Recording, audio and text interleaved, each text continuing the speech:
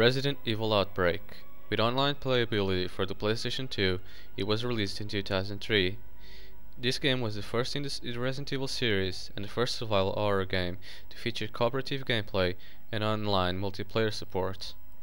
It depicts a series of episodic storylines in Raccoon City, set during the same general time period as Resident Evil 2 and Resident Evil 3 Nemesis. Outbreak was followed by a standalone expansion entitled Resident Evil Outbreak, File Number 2. The beginning of Outbreak is set a couple of days after the initial outbreak of the T-virus in Raccoon City.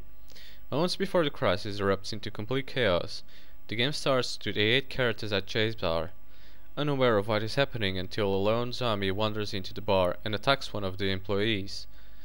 After that, the characters must make it through the city. The game ends in the final moments of the same incident, with the player attempting to escape Raccoon City before the US government launches a missile strike to eliminate the threat posed by the T-virus. The player controls one of 8 characters, or numerous supporting characters, who can be selected in their place. Gameplay events transpire across various regions of Raccoon City, and span over a period of several days. What?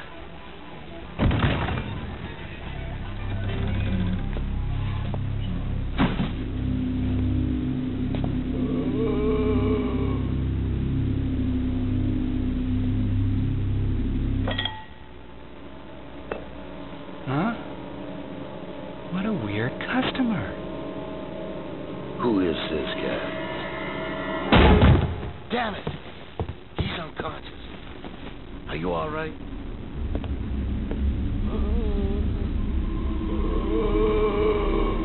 What are you doing?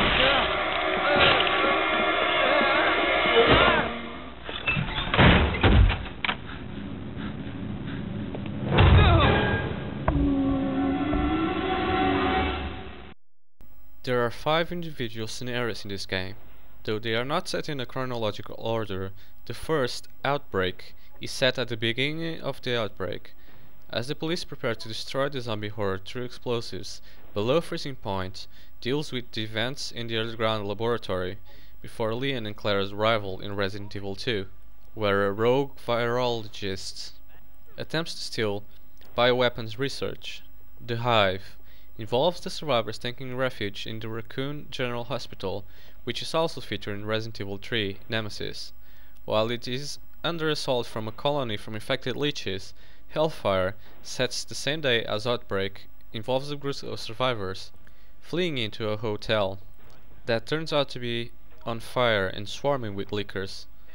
The final scenario, Decision, consults the survivors search for a cure to the T-virus, which sends them to the local university building.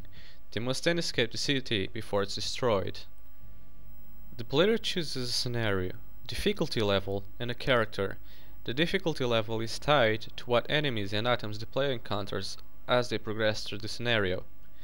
The game has 5 scenarios, each of which has an event checklist consisting of the special actions that the player must perform to reach 100% completion. Upon doing so, the player will unlock Infinity Mode, in which all the player weapons never break or run out of ammunition.